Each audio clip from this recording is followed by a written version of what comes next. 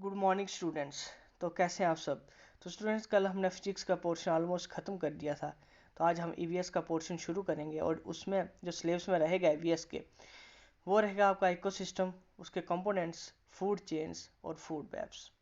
और फिर second topic में रहेगा आपका एनवायरमेंटल पोल्यूशन, ओजोन लेयर, उसकी डिप्लीशन और ग्रीन हाउस इफेक्ट।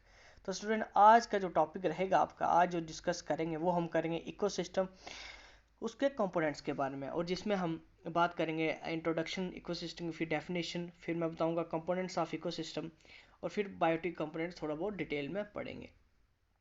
तो स्टूडेंट्स, आइए शुरू करते हैं इकोसिस्टम से। तो स्टूडेंट्स, इकोसिस्टम क्या होता है? All the interacting organisms in an area together with the non-living constituents of the environment form an ecosystem। जितने भी स्टूडेंट्स लिविंग ऑर्गेनिज्म है और नॉन लिविंग ऑर्गेनिज्म है किसी एक एरिया के, टुगेदर एक साथ मिलके वो क्या बनाते हैं? वो बनाते हैं इकोसिस्टम। ठीक है स्टूडेंट्स।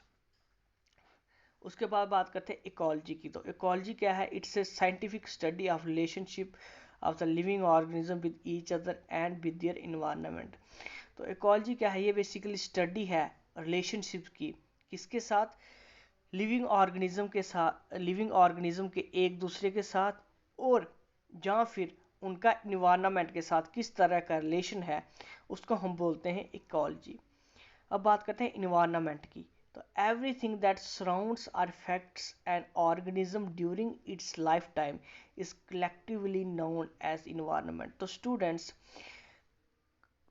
कोई भी चीज़ जो एक ऑर्गेनिज्म को इफेक्ट करती है उसके लाइफ टाइम में, ठीक है, कहने का मतलब ये एक ऑर्गेनिज्म है, वो एक जगह पैदा होता है और वो वहाँ पे ग्रो करता है, तो उसके सराउंडिंग में जितनी भी चीज़ें हैं, ठीक है, उन सब को कलेक्टिवली हम बोलते हैं इन्वायरमेंट। ठीक है students.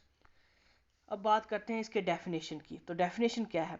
An ecosystem is a structural and functional unit of biosphere consisting of community of living beings and the physical environment, both interacting and exchanging materials between them।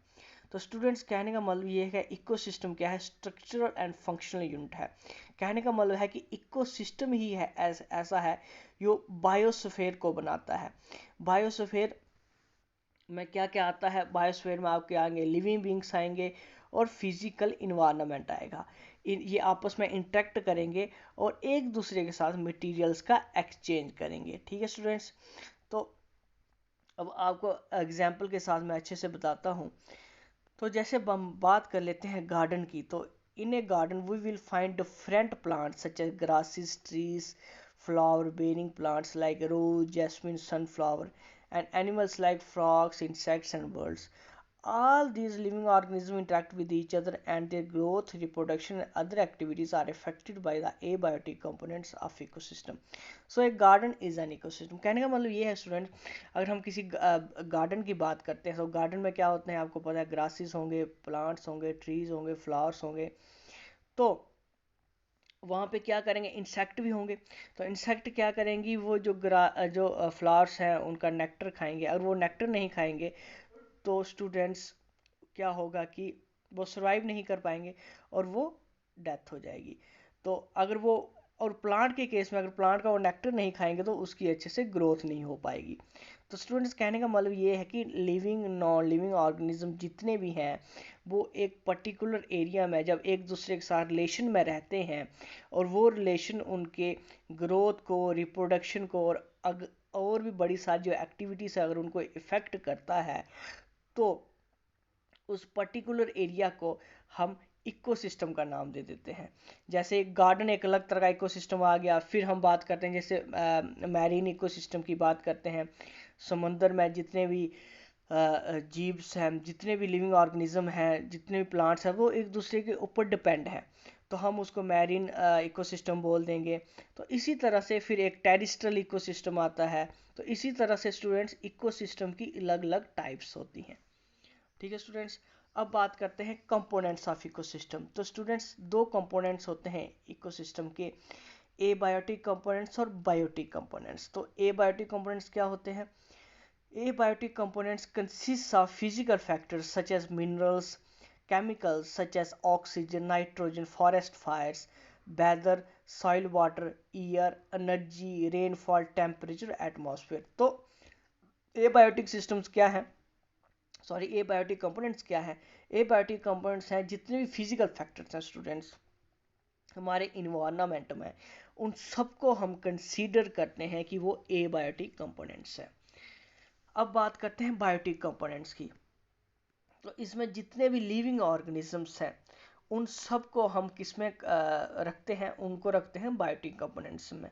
तो it comprises of living organisms, it includes living organisms, plants, animals, microbes, and are classified according their functional attributes into producers and consumers।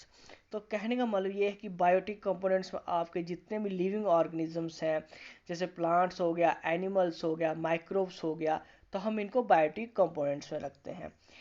फिर इसके बाद students हम इनके function किस तरह से perform करते हैं, उनके अकॉर्डिंग इनको डिफरेंट कैटेगरी में रखते हैं, जिसमें हम उनको रखते हैं प्रोड्यूसर में रखते हैं, कंज्यूमर्स में रखते हैं। ठीक है स्टूडेंट्स, जैसा कि आप प्लांट्स की बात कर लीजिए, तो प्लांट्स जो होते हैं, प्लांट्स प्रोड्यूसर का काम करते हैं, क्योंकि प्लांट जो है वो खुद का खाना खुद प्रिपेयर करते हैं, तो इसलिए हम उनको प्रोड्यूसर की कैटेगरी में रखते हैं। लेकिन जैसे एनिमल्स हो गए, जैसे हम ह्यूमन बींग्स हो गए, तो हम जो है वो कंज्यूमर्स की कैटेगरी में रखा जाता है। क्यों? क्योंकि प्लांट जो बनाते हैं, जो फल फ्रूट वो बनाते हैं, हम उनको कंज्यूम करते हैं, तो इसलिए हम जो ह्यूमन है या एनिमल्स हैं उनको कंज्यूमर्स की कैटेगरी में रखा जाता है। तो इसकी एग्जांपल जो है, जैसे एनिमल्स हो गए, प्लांट्स हो गए, जितने भी ऑटोट्राफ्स हो गए, हिटोट्राफ्स हो गए, प्लांट्स, एनिमल, फंजाई, बैक्टीरिया। ठीक है स्टूडेंट्स, अब बात करते हैं बायोटिक कंपोनेंट्स के आगे टाइप्स की, जो मैंने आपको थोड़ा बहुत बता भी दिया।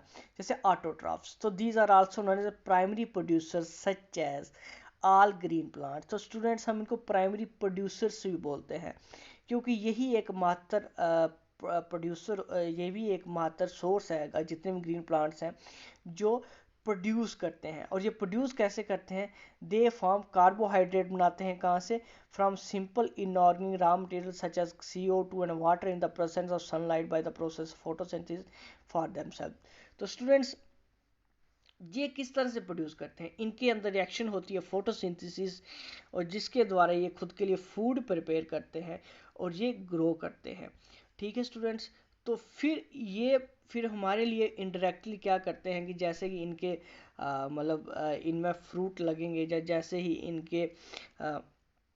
इनमें स्टूडेंट्स ग्रोथ होगी, तो ये फिर हम इनको कंज्यूम करते हैं खाने के लिए भी, फिर अदर पर्पसेस के लिए भी, जैसे फॉरेस्ट फायर्स, मतलब सॉरी फॉरेस्ट बर्निंग होती है, जैसे ऐश या कुछ प्रोड्यूस करने के लिए, तो फिर हम इनके ऊपर डिपेंड करते हैं। अब बात करते हैं हीटरोट्रॉफ्स की।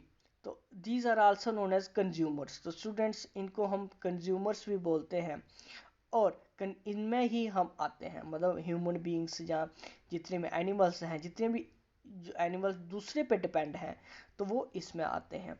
तो they depend on producer for food, वो खाने के लिए प्रोड्यूसर के ऊपर डिपेंड करते हैं। और इस एग्जांपल आ गई, सच है डॉग्स आ गए, बर्ड्स आ गए, फिश आ गए, ह्यूमंस आ गए। ठीक है, heterotrophs occupy the second and third level in food chain।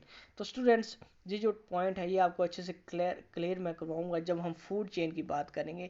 हालांकि मैं यहाँ पे आपको बता देता हूँ कि फूड चेन जो होती है बेसिकली अलग अलग लेवल्स में होती है। तो इनका जो लेवल है, heterotrophs का जो लेवल आता है फूड चेन में, वो आता है सेकंड और थर्ड लेवल। ठीक है स्टूडेंट्स, अब बात करते हैं फाइनल पॉइंट की। Consumers can be divided into two broad groups, namely micro and macro consumers। तो consumers को भी हम दो ग्रुप्स में डिवाइड करते हैं, जिसमें आपका माइक्रो और मैक्रो कंज्यूमर्स आते हैं। तो स्टूडेंट्स ये जो माइक्रो और मैक्रो कंज्यूमर्स में मैं नेक्स्ट लेक्चर में डिस्कस करूंगा, और नेक्स्ट लेक्चर में हम फूड चेन और फूड वेब को भी ख़त्म करेंगे।